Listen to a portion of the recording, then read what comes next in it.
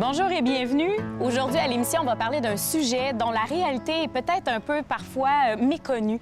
On parle d'une maladie qui souvent est associée plus au tremblement. Puis pourtant, c'est peut-être pas que ça la réalité. Aujourd'hui, on parle du Parkinson. Tu le disais, Véronique, hein? Ce qui frappe l'imaginaire quand on parle de Parkinson, c'est les tremblements. On parle à Michael J. Fox, mais on connaît pas ça tant que ça. Il y a tellement d'autres choses à propos du Parkinson qu'on connaît pas. Juste au niveau des symptômes, par exemple, mais aussi au niveau au niveau social, au niveau de l'estime de soi. C'est quand même assez vaste comme impact pour la maladie. Puis, tu sais, il y a 25 000 personnes qui sont atteintes de la maladie de Parkinson au Québec. Mais on parle de 25 000 personnes, mais il y a également tout l'entourage de ces personnes-là auxquelles il faut penser, tous ces proches aidants. Donc, aujourd'hui, j'aimerais ça qu'on démystifie un peu c'est quoi la maladie, mais aussi c'est quoi vivre avec une personne qui en est atteinte. Mais justement, pour démystifier, pour mieux comprendre cette réalité-là, on a avec nous Mme Renée Quivillon, qui est de l'organisme Parkinson Centre du Québec-Mauricie, et elle a avec elle une proche aidante dont le mari est atteint de la maladie de Parkinson. Bienvenue à Un aidant, une histoire.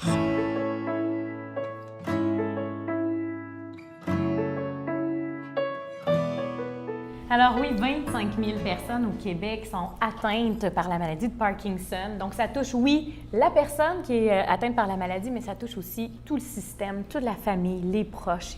Pour en parler aujourd'hui, on a Renée Quivillon, qui est là de l'organisme Parkinson Centre du Québec. Il y a beaucoup encore de travail à faire pour sensibiliser les gens aussi à cette maladie-là. C'est un peu ce que vous faites à Parkinson. Bien, il y a une méconnaissance de la maladie, ce qui fait en sorte que les gens ont tendance à s'isoler. Les gens ne veulent pas être associés au vieillissement nécessairement par cette maladie-là parce que ce qu'on connaît le plus, c'est le tremblement. Le tremblement dans la maladie de Parkinson. Mais c'est pas parce qu'on tremble qu'on a nécessairement la maladie de Parkinson. Parce qu'il y a d'autres types de tremblements qui n'ont rien à voir avec la maladie de Parkinson. Et notre but, c'est de s'assurer que la population, oui, a l'information, mais la personne aussi. Parce qu'on veut que la personne devienne l'acteur principal de sa propre vie.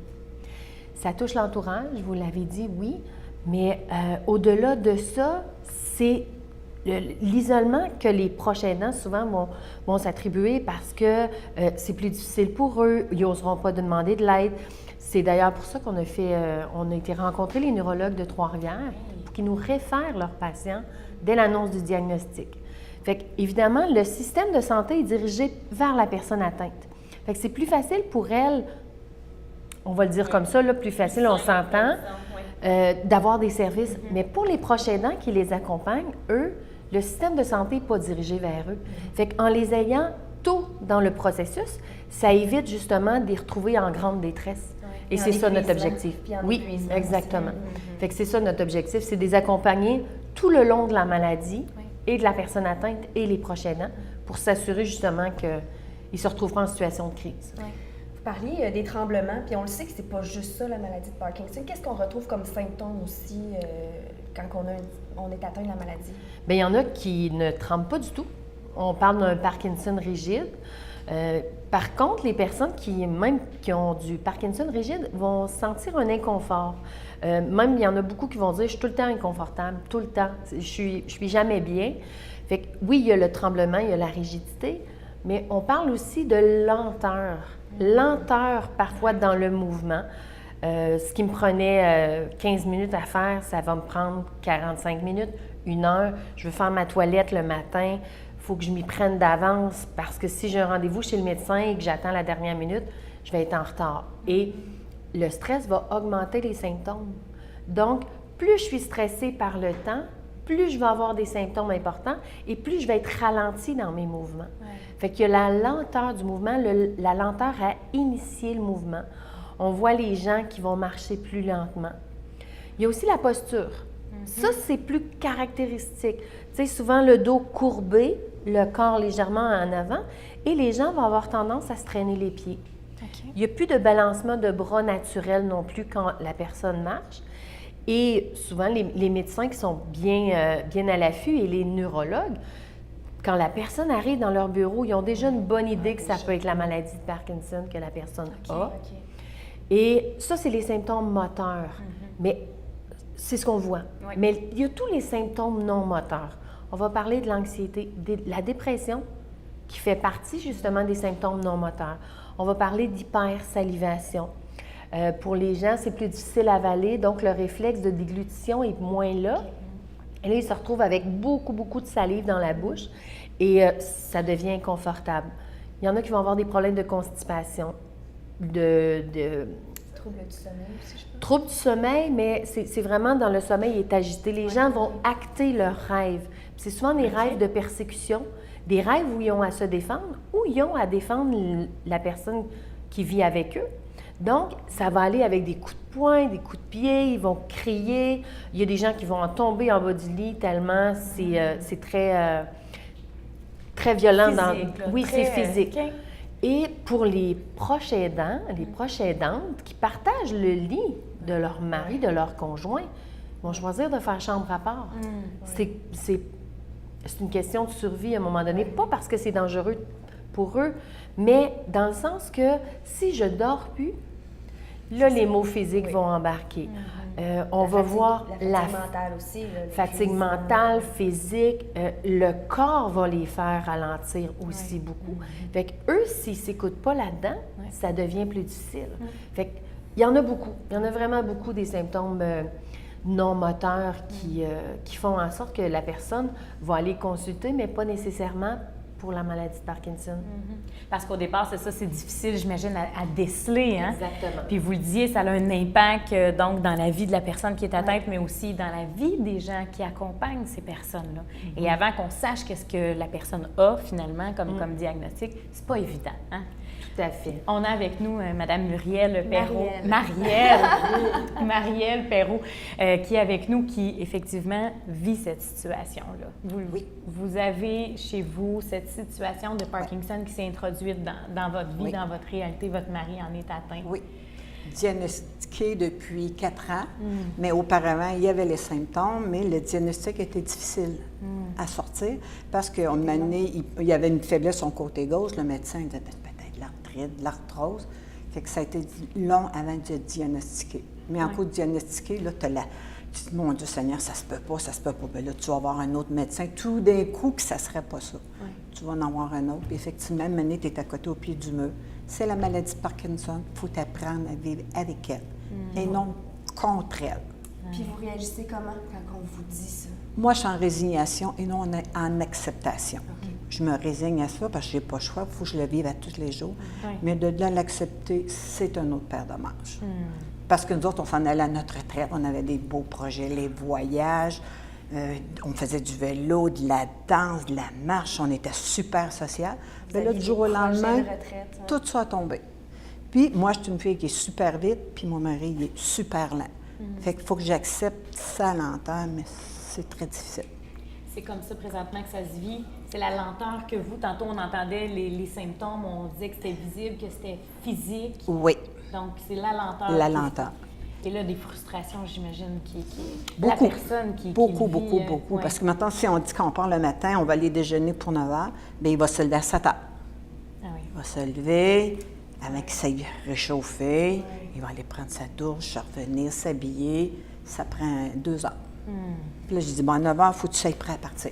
Là, il se donne 2 heures pour être capable de pouvoir partir à la même heure que moi. Là, tu arrives au restaurant, mais c'est le déplacement, les gens qui te regardent. Bon, On a ça beaucoup, hein? y a-tu fait un ACV? C'est quoi qu'il y a? Fait que les gens, c'est pas qu'ils sont méchants, mais des fois, tu te fais regarder un petit peu de travers. Un jugement. Là, il vient pour partir, là, tu sais pas s'il va tomber. Puis, c'est ça, il est chaud. Il est chaud. Aïe, aïe, aïe. Tu sais, le déjeuner le matin, on va laisser faire. Le soir, je te dis pas, mais il y a des gens qui vont porter des jugements.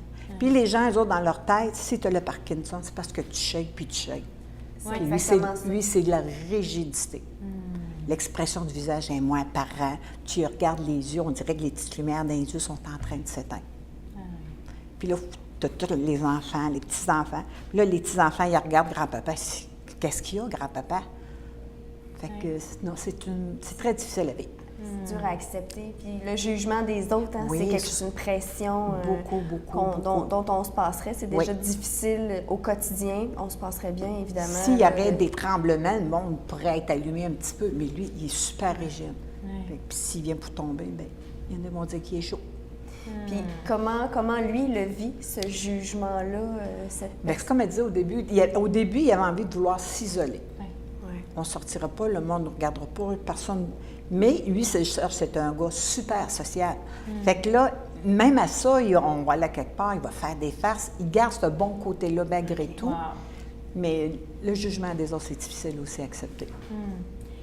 Comment on accompagne ces familles-là qui vivent ça, justement, leur permet de s'adapter, de vivre autrement, de faire face à tout ça? Mais moi, une des premières questions que je pose, parce que quand la personne reçoit un diagnostic, autant pour les proches aidants que pour la personne atteinte, c'est très, très, très difficile. Et les gens ont tendance à se reporter dans l'avenir en disant « Moi, je ne me retrouverai pas en fauteuil roulant, c'est pas vrai, je ne me retrouverai pas aux couches. » On voit vraiment les pires scénarios catastrophes. Moi, je m'assure d'abord que la personne, si elle vit de la détresse, qu'elle n'a pas envisagé et qu'elle n'est pas dans un processus suicidaire. Je vais aller évaluer si la personne a des idéations suicidaires. Tantôt, Vanessa, tu nommais, c'est difficile à accepter. Jamais, moi, je demande aux gens d'accepter la maladie. Jamais. Et d'ailleurs, ils restent surpris quand je leur dis, ils disent, j'accepterai jamais ça. Bien, je vous demanderai jamais ça non plus. Mais je les accompagne à apprendre à vivre avec. Un peu ce que Marielle disait tantôt au niveau de la résignation. Oui, on accompagne les personnes, mais on va les accompagner en leur donnant la bonne information. Les gens, aujourd'hui, l'accès à Internet, l'accès aux connaissances, c'est plus facile. Mais en même temps, c'est un couteau à deux tranchants. Parce qu'en connaître plus, des fois, c'est épeurant. Parce que les gens, ils voient les pires scénarios, puis ils se disent, c'est ça qui va m'arriver, c'est ça qui va m'arriver, c'est ça qui va m'arriver. Alors, c'est tellement pas ça. Parce que chaque Parkinsonien vit ça de façon unique. Le métabolisme est unique pour chaque personne. L'adaptation à la médication se fait aussi très différemment d'une personne à l'autre. Je dis, par exemple, au niveau de ce que la personne doit faire, c'est de se prendre en charge. Au niveau de la médication, au niveau des exercices à faire tous les jours. Quotidiennement, c'est ça. On devrait le faire. Tout le monde devrait faire ça. Mais pour eux, ça a un lien direct avec l'autonomie. Plus une personne va être active, plus ça a un lien avec son autonomie à long terme. La médication n'empêche pas l'évolution de la maladie. Elle ne fait pas disparaître les symptômes, elle les rend moins pires. Elle les rend plus confortables. Donc, ça aide à la qualité de vie. Exactement. Pour les proches aidants, souvent, c'est est-ce que je parle de la maladie ou pas? Ce que je rencontre, c'est on n'est pas obligé de tout le temps parler de la maladie. On n'est pas obligé, malgré qu'elle est présente. Mais il n'y a pas que ça. La vie continue. Exactement. Fait que faites ce que vous aimez faire. Attendez pas. Personne ne connaît l'avenir, là. Sinon, on serait tous millionnaires. Hein? On aurait tous pris nos billets de loto. Mais c'est pas ça qui se passe. Fait qu'à ce moment-là, chaque petit moment devrait faire en sorte que ça devienne un moment de bonheur pour moi. Et quand c'est difficile, bien, il faut trouver quelqu'un à qui en parler. Il faut faire en sorte que je puisse vider mon verre, parce que si mon verre s'emplit de choses qui ne sont pas bonnes, bien, c'est parce que le bon ne rentre plus non plus. Fait que je suis plus capable d'apprécier le beau de la vie. Fait que moi, mon accompagnement avec les personnes, c'est ça. Ça va être de dire aux personnes atteintes, un instant, on n'est pas rendu là. On ne se fait pas de scénario catastrophe. Parce que quand on est dans cet esprit-là, c'est qu'on ne profite pas du moment présent. Non. Fait que avoir la possibilité de voyager, avoir la possibilité d'avoir des buts. Parce que moi, j'ai travaillé comme infirmière pendant 38 ans. Fait qu'une année, la maladie de Parkinson, je l'ai vu un petit peu, c'est quoi? Tu sais, petit monsieur, il manque de tout. Puis là, il s'est plus sévère à gauche, à droite, puis il mange. Fait que là, j'essaie de demander ça de mon idée. Je me dis, je prends ça au jour le jour. Aujourd'hui, il est fonctionnel. Mais par contre, d'une année à l'autre, là, me donne un exemple, on prépare la roulotte. Une année, il faisait beaucoup d'activité. Cette année, ça a diminué. Ça diminue tout le temps. Fait que ça me donne un point de repère. Moi, je ne passerai pas à côté, je vais embarquer dans la même chaîne que tout le monde. Mais j'essaie de ne pas le voir. Je ne me fais pas de scénario. Mais on a des fois un petit peu en arrière. On va prendre la pause. Oui, c'est ça. On va prendre la pause. Puis on veut en entendre parler encore de ça. Oui. Puis comment on fait pour se donner des buts, puis comment on fait pour continuer, puis avoir envie de poursuivre. Exactement. Alors, au retour de la pause, on continue d'entendre cette histoire de Marielle.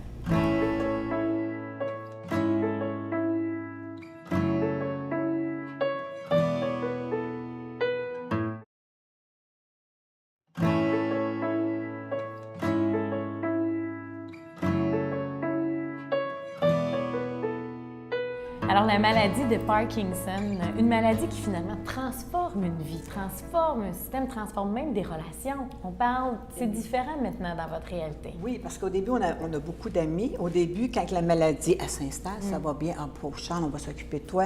Mais à un moment donné, les amis ils vont prendre un petit peu de distance. Parce que, mettons qu'on allait visiter telle chose, lui, il n'est plus capable de suivre. Puis, à un moment donné, tu retardes. Au début, les amis vont être tolérants, mais à un moment donné, ils ne veulent plus être dans ce bateau-là. Fait qu'à un moment donné, tranquillement, ils se tassent. Même pour les enfants, ils viennent à la maison, ils voient leur père. C'est pas le père qu'ils ont connu au début. Non, C'est une personne diminuée. Ouais. Puis ils ont la misère avec ça.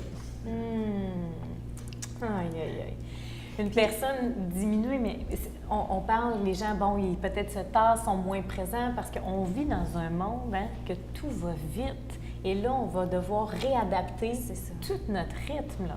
Ce qu'on faisait, nos habitudes, notre façon de vivre, notre façon de fonctionner. C'est là qu'on doit aller chercher de l'aide ou qu'on doit aller chercher du réconfort aussi.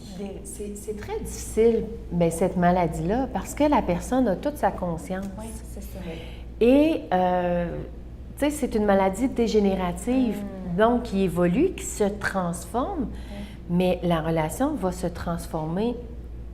Tu sais, les proches aidants vont devoir être encore plus présents, plus la maladie s'installe, mais on parle de plusieurs années. C'est plus une relation d'égal à égal où on avait un couple, un conjoint-conjointe. Là, il y a quelqu'un qui prend le rôle de... Il faut prendre soin d'eux. Prendre en charge. C'est ça, il y a un changement dans la relation. Ça ne fait pas son affaire. Non, ben non. Parce qu'elle a toujours fait ses affaires, puis là, elle se sent comme diminuée parce que toi, il faut que tu prennes comme le contrôle. Pour leur ego. C'est terrible pour eux autres. C'est pas des enfants. Non, mais Mané, il faut comme materner un peu. Parce que tu viens de prendre une décision. Hey, Colin, on n'a pas le temps. Là, on s'est emmené ici, le chemin, là. Non, je vais m'arranger tout ça parce que le temps qu'il ait répondu, ça prend trop de temps. Puis aussi, il faut se dire que la personne qui vit avec nous autres aujourd'hui, c'est pas la personne qu'on a connue au début. Il faut apprendre à vivre avec une nouvelle, un nouveau comportement. Puis ça, on ne s'attendait pas à ça du tout. Fait que là, il faut que tu t'adaptes à ça. On dit souvent, quand quelqu'un change personnellement, ça crée le changement chez les autres. Donc, vous avez à changer, vous aussi, dans votre manière de... Mais je ne veux pas m'oublier non plus là-dedans. Il faut que je me dise, je vais me garder des activités pour moi, pour quand je reviens à la maison, j'ai de l'énergie, j'ai du sang, je suis capable d'avoir le supporter. Si je ne sors pas, je reste en cabané tout le temps avec lui, je vais craquer, moi, tu sais. Qu'est-ce que vous faites pour vous changer les idées? Comment vous continuez à vous garder une place dans votre vie? Du vélo. Je vais prendre ma marche. Je vais aller garder mes petits-enfants. Je vais des fois aller au théâtre. On m'a dit, on va aller au cinéma. Tu viens-tu? C'est trop fatigué? Non. Je vais partir puis je vais y aller. Au début, je me disais, ben non, je ne peux pas laisser tout seul à la maison. Mais là, je me dis, je prends le droit d'y aller, avoir des moments à moi tout seul. Je vais aller au restaurant avec mon frère, ma soeur. Ça, au début, c'est très difficile parce qu'on se sent coupable. Toi, tu es capable de le faire, puis lui, il n'est plus capable. C'est ça. Moi, je me dis, j'ai encore la chance, je vais continuer à en profiter. Lui, à côté, il te regarde, bien, c'est ça, toi, tu es capable d'y aller, toi, tu es capable de faire ça. Oui, mais il faut que je l'entretienne. Puis, il faut que j'aille me chercher du sang pour être capable de revenir, puis passer mon quotidien avec toi. Quand vous entendez ça, quelqu'un, tu sais, au moins qui prend un proche aidant qui va prendre du temps pour lui, j'imagine qu'au moins vous êtes content là, dans le sens où vous avez joué un peu votre rôle Bien, c'est ce qu'on encourage soutien les pour ça, proches c'est ça. aidants à faire pour justement se nourrir. Je fais souvent l'analogie de la grenouille. Si on mettait une grenouille dans un chaudron d'eau qui bout, la petite grenouille, elle sauterait puis elle dirait « Hey, toi, qu'est-ce que tu fais là? » Mais si on la met dans un chaudron d'eau froide puis qu'on ouvre le rond puis que l'eau se réchauffe, la petite grenouille va continuer à nager. Puis à un moment donné, l'eau va se mettre à bouillir puis elle va cuire. Mais c'est ça la maladie. Si le proche aidant ne prend pas le temps de sortir du chaudron de temps en temps pour dire « Attends un petit peu, là, il y a peut-être du danger pour moi si je ne fais pas attention à moi. Je vais me brûler. Marielle nommait tantôt, je vais craquer si je n'ai pas ça pour moi. » Et c'est ce qu'on encourage les proches aidants à faire. Puis d'ailleurs, avec l'animation des groupes d'entraide qu'on fait pour... la Mauricie, Centre du Québec, là, on en a vraiment beaucoup.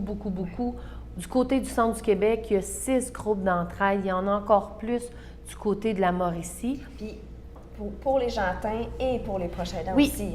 Et les groupes d'entraide pour les personnes atteintes, il n'y a que des personnes atteintes. Même chose pour les proches aidants. Fait que OK. ça leur donne le droit De ventiler, de nommer, c'est ça. de parler de la culpabilité. Sans Ouais. se sentir mal puis se restreindre pour pas C'est- blesser l'autre. Exactement, parce que c'est beaucoup ça. Fait que il y a des échanges qui sont... Moi, je dis tout le temps que je travaille pas. Ouais. Je rencontre des gens extraordinaires.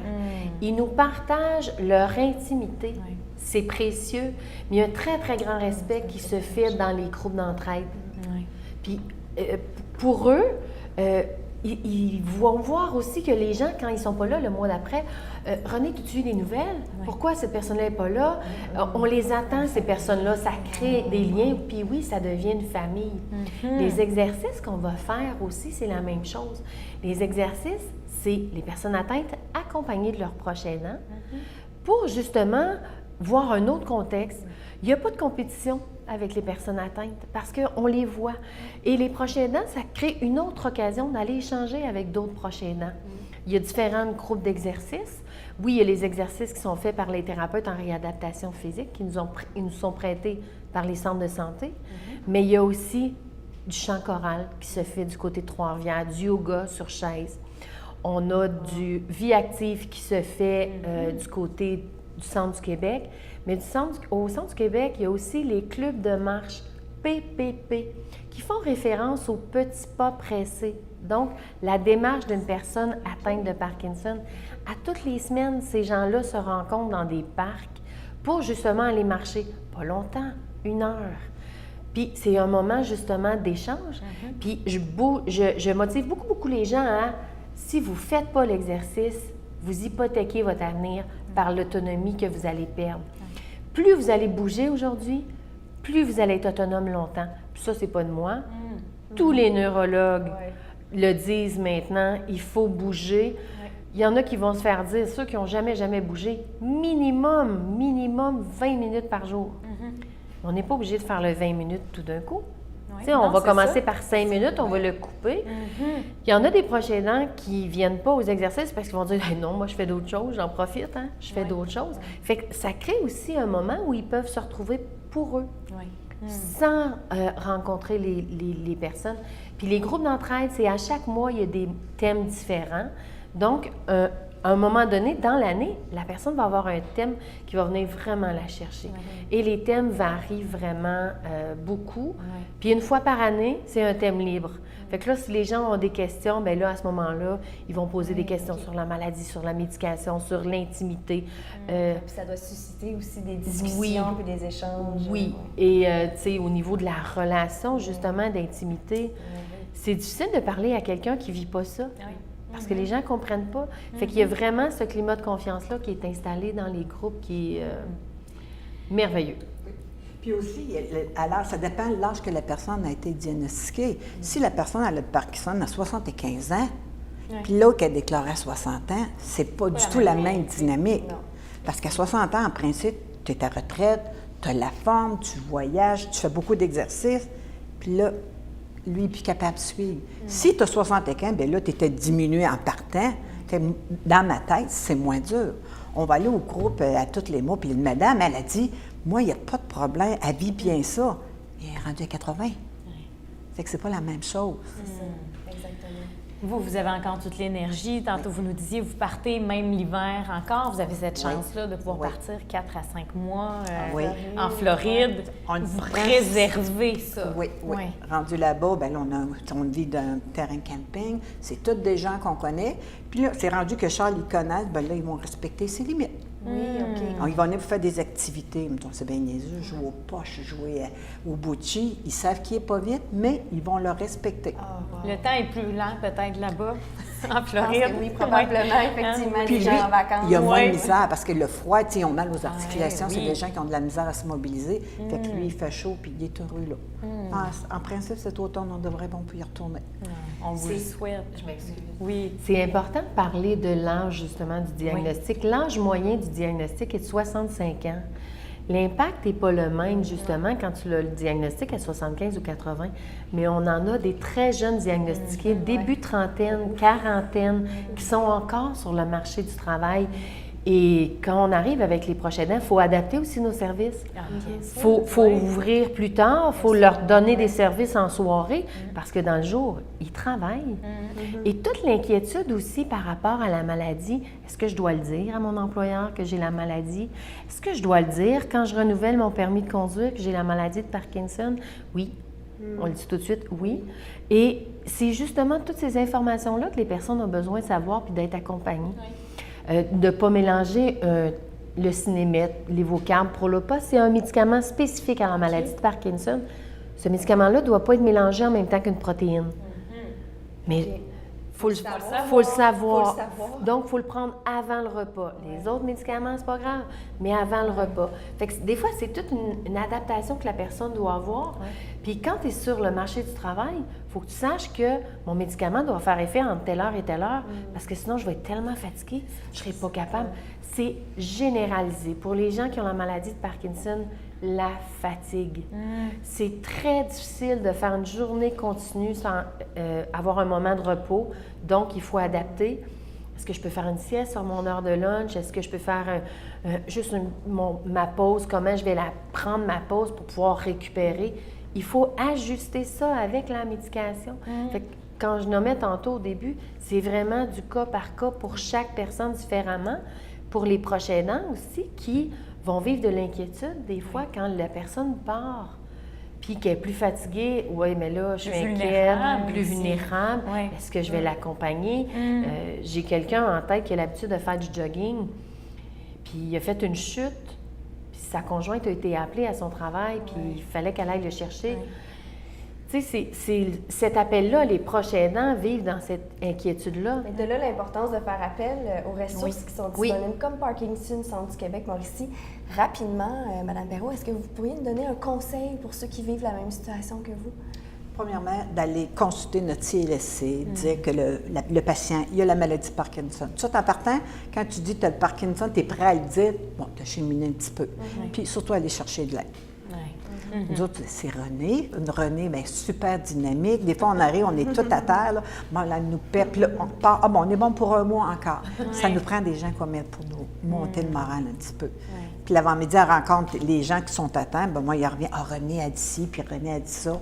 Fait que pour nous autres, c'est ça qui nous tient, là. On a hâte au mot qu'elle est à notre réunion. Mais ça prend des personnes comme nous autres pour nous monter le moral.